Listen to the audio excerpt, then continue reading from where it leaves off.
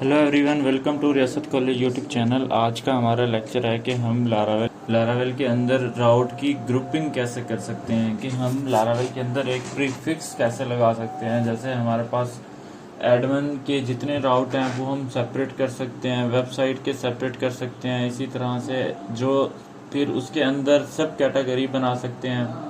जैसे हमारे पास कस्टमर है, उसके सेपरेट है, कैटेगरी ऐड हो जाएगा, कैटेगरी एडिट हो जाएगा, कैटेगरी अपडेट हो जाएगा, कैटेगरी, ये एग्जांपल दे रहा हूँ। इसी तरह से हमारे पास डिफरेंट टाइप्स के ना ग्रुप्स बनते हैं। ये हमें लारावेल जो है वो ग्रुप्स की टेक्निक्स देता है, जिससे हमारा जो नेक्स्ट डेवलपर होता है उसको ग्रुप सेपरेट बने होते हैं, सेपरेट पड़े होते हैं, तो उसको एक अच्छी जो है ना कोड की अंडरस्टैंडिंग हो जाती है। ओके, हम चलते हैं अपने कोड के ऊपर और देखते हैं कि लारावेल के अंदर ग्रुपिंग कैसे होती है।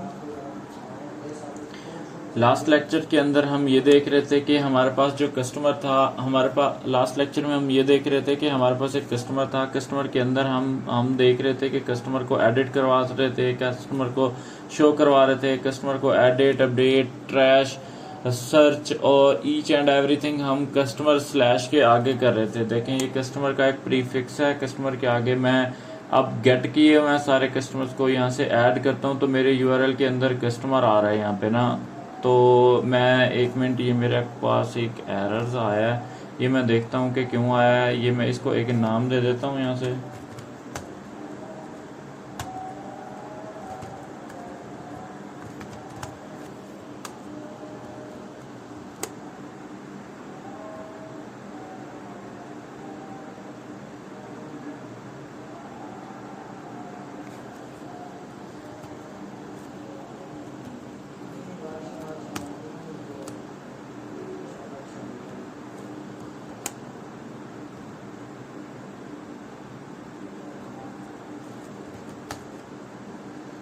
ओके, यहाँ पे मेरे पास ये है कि मैं यहाँ पे ऐड कर सकता हूँ किसी कस्टमर्स को।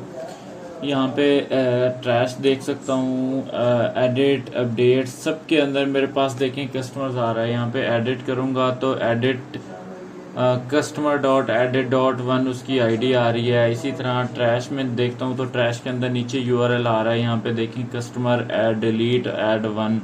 कस्टमर का जितना भी हमारे पास रिकॉर्ड है वो एक सेपरेट प्रीफिक्स बन चुका हुआ है, कि उसके स्टार्टिंग में हमें पता है कि एक प्रीफिक्स आ रहा है। तो हम देखते हैं कि किस तरह से उसको ऐड कर सकते हैं। हमारे पास हम राउट में आते हैं और ये हमारे पास एक कंट्रोलर है कस्टमर का। इसके ये सारे राउट हैं। यहाँ से मैंने वैसे कमेंट ऐड किया हुआ है कि customer route start and customer route and, लेकिन हमें लारावेल एक प्रीफिक्स देता है कि हम ये बार बार जो कस्टमर लिख रहे हैं ये अच्छी अप्रोच नहीं है, कि हम एक जो बार बार चीज यूज हो रही है उसको हम एक जगह लिखें और उसको हर जगह पे यूज करें। ये एक अच्छी अप्रोच होती है। इस तरह से इसको मैं क्लोज कर देता हूँ। जब हमारे पास ये कंप्लीट हो जाता है तो हम क्या करते हैं, यहाँ पे फंक्शन कॉल करते हैं कस्टमर का, राउट के आगे हम ग्रुप को कॉल करते हैं। इस तरह से ग्रुप के अंदर मैं जाता हूं तो मेरे पास एक अरे दूंगा। अरे के बाद यहाँ पे ना एक फंक्शन पास कर दूंगा। इस तरह से उसको उस फंक्शन की बॉडी स्टार्ट हो जाएगी, उस बॉडी को यहाँ पे बंद कर दूंगा। ओके, अब मैं ये सारे के सारे यहाँ से कॉपी करूंगा, कट करने के बाद कंट्रोल एक्स किया। कंट्रोल एक्स करने के बाद इसके अंदर मैंने पास कर दिया।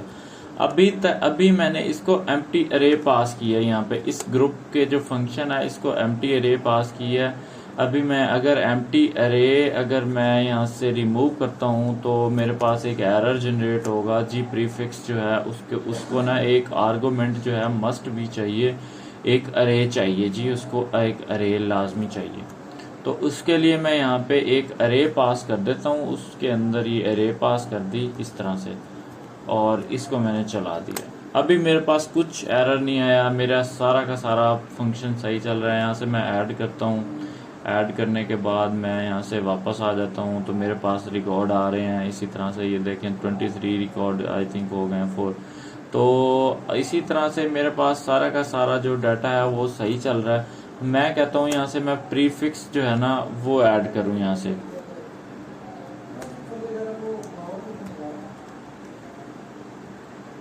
यहाँ से आपने लिखना है प्री फिक्स, इस तरह से प्री फिक्स लिखना है और उसका आपने इस तरह से अरे पास करनी है और उसमें उस प्री फिक्स में बताना है कि आपको किस चीज़ का प्री फिक्स चाहिए। जैसे मुझे कस्टमर का चाहिए, यहाँ पे ना मैं कस्टमर का एक प्री फिक्स दे दिया, ठीक है। अब क्या होगा, ये भी चल रहे हैं और एक कस्टमर का प्री फिक्स दिया है, तो देखते हैं कि क्या बनता है हमारे पास। ये अब देखें कोई इसके अंदर ये वाला यूआरएल एग्जिस्ट नहीं करता क्योंकि मैंने उसको यहाँ पे कस्टमर दे दिया। अब मुझे क्या करना होगा, यहाँ पे कस्टमर उठाना है और स्लैश में एक और कस्टमर पास करना होगा इस तरह से। अब मेरे पास 2 कस्टमर आ रहे हैं, देखें जो चीज़ मैं प्रीफिक्स में पास करना चाहता हूँ वो हर यूआरएल के साथ ऐड हो गई। ऐड करूंगा तो देखें ये कस्टमर और ये वाला प्रीफिक्स अब सेकंड हो गया, 2 हो गए कस्टमर। अब मैं क्या करूंगा, यहाँ पे आऊंगा, यहाँ पे आने के बाद ये जो मुझे एक प्रीफिक्स है ये वाला मैं ख़त्म करता जाऊंगा अपना। यहाँ पे मैं ऐड कर दूंगा इस तरह से, ओके। ये वाला मैं गेट वाला ख़त्म कर दूंगा, एडिट वाला भी ख़त्म हो गया मेरा, अपडेट वाला भी ख़त्म हो गया।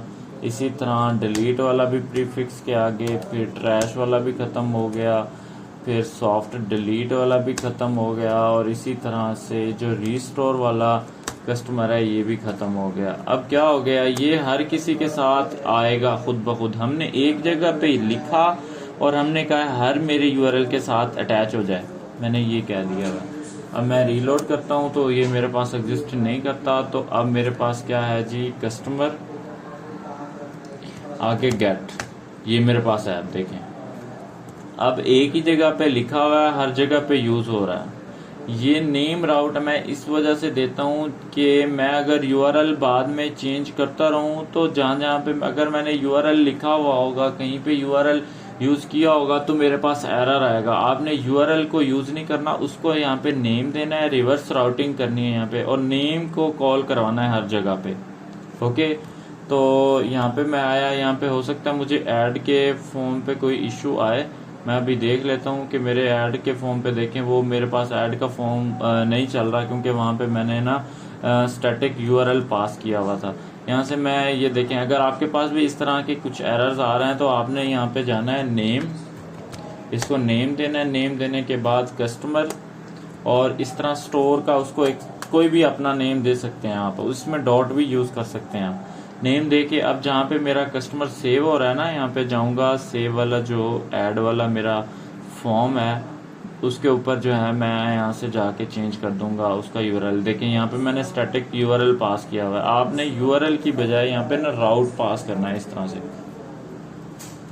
अब आप अपनी मर्जी से यूआरएल चेंज करते रहेंगे ना तो उसको कुछ फर्क नहीं पड़ता। यहाँ से मैं रीलोड करूंगा, अब मैं फॉर्म सबमिट करूंगा तो देखिए मेरा फॉर्म सबमिट हो गया और मेरे पास कुछ जो है वो जेंडर्स का एरर आया, जेंडर्स मेरी नल जा रही है क्योंकि मेरी वैलिडेशन नहीं लगी हुई।